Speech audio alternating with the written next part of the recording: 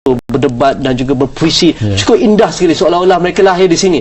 Apakah itu satu senario yang perlu kita lihat dengan kata pun teliti dan juga kata pun jelas, supaya kita ambil peluang itu? Mereka bersungguh-sungguh untuk belajar budaya kita, belajar tentang apa yang kita lakukan di Malaysia, tapi kita tidak bersungguh-sungguh untuk belajar apa yang mereka ada. Mana-mana tu? Ya, itu pada permulaannya memang begitu. Tapi saya ingat sekarang minat, interest pada tahap Cina telah meningkat ya.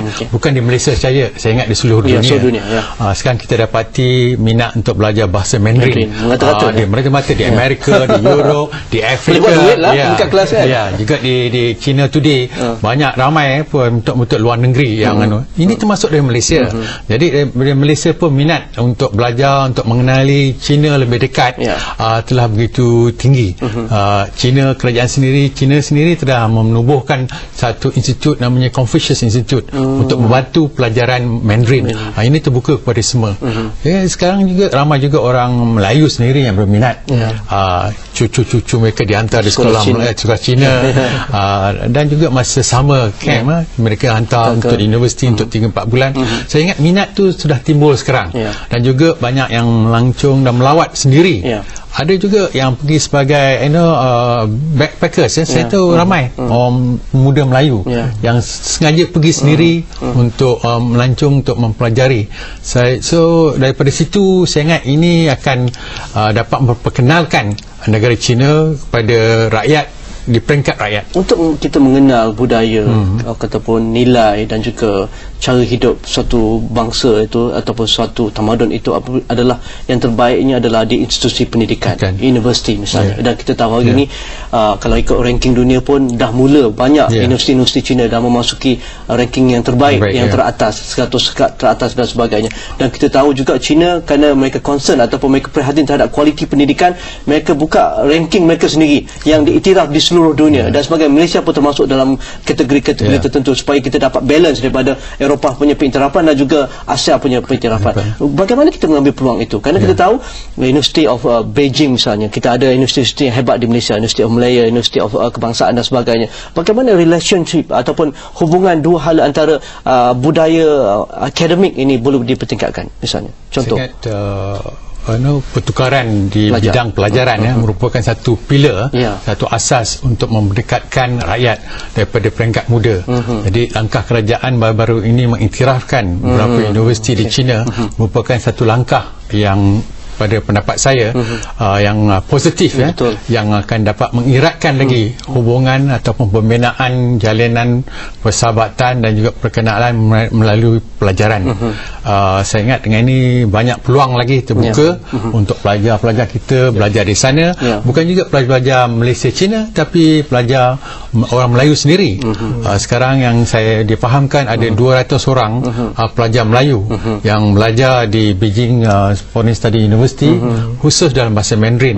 Mereka ini akan ditugas besok sebagai penaga pelajar bahasa Mandarin di Malaysia. Dan satu lagi yang menarik untuk diambil oleh kerajaan kita, bukan saja kerajaan pusat tapi kerajaan negeri. Kerajaan negeri dia boleh buat hubungan dengan kerajaan wilayah di sana, bukan kerajaan pusat di sana tapi kerajaan wilayah. Contohnya macam kerajaan negeri Melaka yang pernah buat, dan kerajaan Kelantan yang pernah buat, pergi ke Xinjiang jumpa gubernur dia dan menghasilkan membuahkan hasil yang bagus. Sebab apa? Di sana bila kita pergi jumpa dia berdasarkan hubungan perniagaan ni. Jadi bila orang di China ni peniaga-peniaga dia, walaupun peniaga besar, bila kerajaan negeri kita pergi jumpa dia orang, invite dia orang datang, dia orang rasa happy sangat dan untuk dia orang datang dan melabur kat sini. Dan benda tu perlu kerajaan pusat perlu mengambil peranan untuk encourage kerajaan negeri untuk memilih wilayah-wilayah di sana dan pergi kita jumpa gubernur dan dewan-dewan perniagaan di sana. Okey, untuk menjadi rakan kongsi terbaik misalnya, saya seronok bercakap dengan Cik Syah, berbunga-bunga dia punya menceritakan maksudnya perasaan ataupun pengalaman yang hebat apabila kita berurusan dengan orang Cina. Tetapi mungkin ada peluang-peluang yang mungkin kita anggap peluang ini sedikit, tetapi sebenarnya potensinya cukup besar. Halal market misalnya, pasaran halal. Kita tahu lebih berjuta-juta populasi umat Islam di China, di Xinjiang, di Xi'an dan sebagainya. Dan seringkali juga kita menjemput mereka datang untuk mihas dalam minggu depan akan berlaku dan sebagainya. Jadi mungkin itu satu peluang yang perlu diperhebatkan. Kita rehat sebentar, jumpa lagi selepas ini.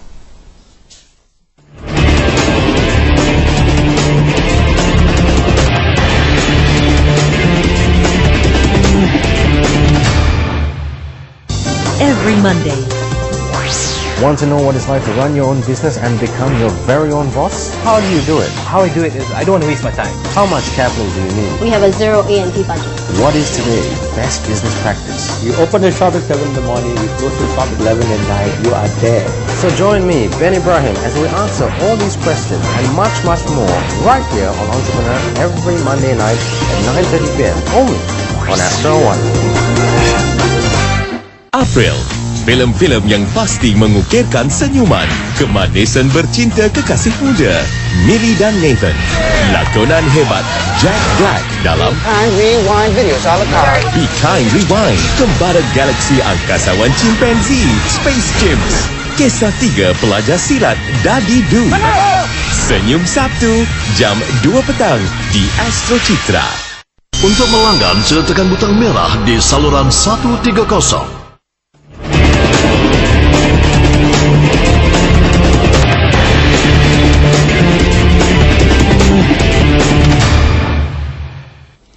Antara bidang-bidang baru yang perlu diberi perhatian oleh Malaysia, terutamanya para pengusaha kita, para ataupun korporat kita dan juga pelabur-pelabur Malaysia, mungkin dalam bidang bioteknologi, dalam bidang pharmaceutical, bidang perniagaan halal, dan juga kita lihat juga bidang-bidang elektronik misalnya, itu mempunyai ataupun demand ataupun permintaan yang cukup besar di China. Pengalaman Cik Syah apabila kita bercerita tentang ataupun ruang-ruang baru ni.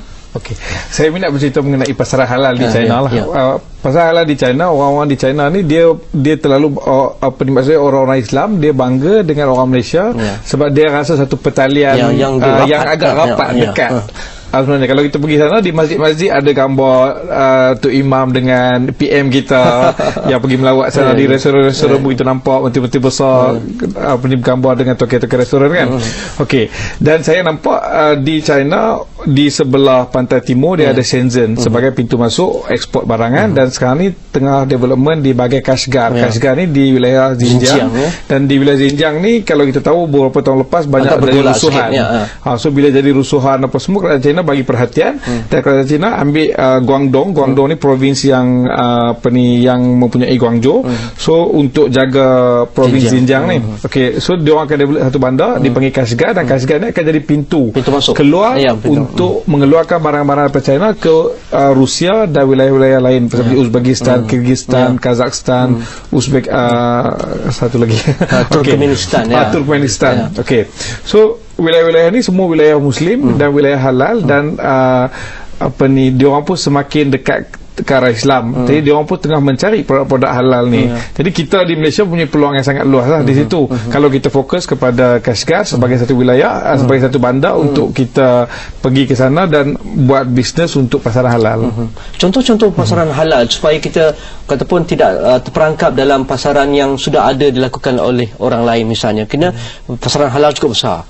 Ada perbankannya, ada pelancongannya, ada pembuatannya, ada perkhidmatan dan sebagainya. Apakah yang ataupun didambakan, diperlukan pada ketika ini, mungkin dalam masa 5 tahun atau 10 tahun ini oleh masyarakat Cina di China? Masyarakat Islam di China. Di masyarakat Islam tu yang paling penting adalah makanan lah. So makanan macam mi segera ke aiskrim, benda-benda macam tu lah. Selain daripada tu macam yang Nazri cakap pemangkan barang-barang seperti kosmetik apa semua pun saya rasa kalau kita introduce kat dia orang rasa benda tu baru lah. Satu pasaran baru di mana boleh mendapat kosmetik yang halal. Tapi dalam perkhidmatan services pun kita harus tengok pelancongan. Saya dimaklumkan minggu lepas kerajaan China sekarang cuba mempromosikan apa yang dinamakan Muslim Tour. Dua hala. Mereka nak mendapatkan lebih ramai orang Islam dari Malaysia, mungkin Indonesia melawat China dan juga orang-orang Islam China melawat ke Malaysia. Saya dipahamkan dalam bulan Mei ini ada satu seminar di Malaysia sendiri untuk menganjurkan pelancongan Islam ataupun Muslim Tour. So ini merupakan satu peluang yang baik juga untuk mereka yang berniaga dalam pelancongan Muslim Tour ini. Untuk kita melihat satu hubungan yang balance atau seimbang, misalnya kita tahu juga China, diaspora China berada di seluruh dunia dan mereka mempunyai talian yang cukup rapat. Walaupun mereka settle down ataupun bertapak di Los Angeles misalnya, mereka masih kuat hubungkan kait dengan saudara mara di China, begitu juga di London ataupun di seluruh Eropah dan juga Australia. Bagaimana pula di Malaysia misalnya? Kalau kita nak menarik ataupun the brilliant ideas, the brilliant people from China datang settle down di Malaysia. Kerana kita tahu kita nak jadi high income nation, perlukan talent-talent yang hebat, perlukan satu sumber pemikiran yang tinggi dan sebagainya. Dan China mesti ada dalam, mungkin tak sampai, mungkin dalam 5% ataupun 10% pemikir-pemikir yang hebat ataupun mereka-mereka yang benar-benar mencari peluang untuk mencari peluang-peluang baru di seluruh dunia. Bagaimana ia boleh dilakukan, Datuk? Mungkin kerajaan harus memikirkan special insentif. Sekarang ni kita ada Malaysia My Second Home, tapi Malaysia Second Home ni tidak begitu mendalam dia membenarkan visa 10 tahun saja. Tapi kalau kita nak mendapatkan pakar-pakar daripada China, mungkin saintis ataupun research, mungkin kita harus mendapatkan insentif-insentif tertentu, ataupun kalau kita ingin mendapatkan pelabur yang berkatakan high caliber, ini pun kita mengadakan ciri-ciri penarikan yang khas lah, satu promotion untuk mereka ini. Kenapa kita mendapati ada competition, bukan Malaysia saja, Singapura, negara-negara lain pun menarik. Jadi harus kita fikirkan insentif-insentif yang tertentu yang boleh menarik. Saya dipahamkan orang Cina memang tertarik dengan Malaysia kerana kedudukan kita, iklim kita, kerana China sejuk kan, dan juga iklim kita yang baik, dan kita juga telah mencapai satu tingkat yang boleh dikatakan international. Dan supaya dalam laluan itu, dalam perjalanan itu, kita nak meningkatkan hubungan Malaysia, China dan sebagainya, supaya kita tidak ada slip ataupun silap langkah, apa yang perlu dijaga apabila kita berurusan dengan China ni, Datuk? Satu sensitivity, kerana orang China ni memang kata selalu jaga muka, to save face. Jadi kita harus dalam polisi kita ataupun dalam tindak kita harus jelas dan juga tidak menunjukkan kita discrimination kita tidak discrimination berasaskan pada kaum ataupun race, tapi berasaskan pada merit ataupun undang-undang yang boleh diterima.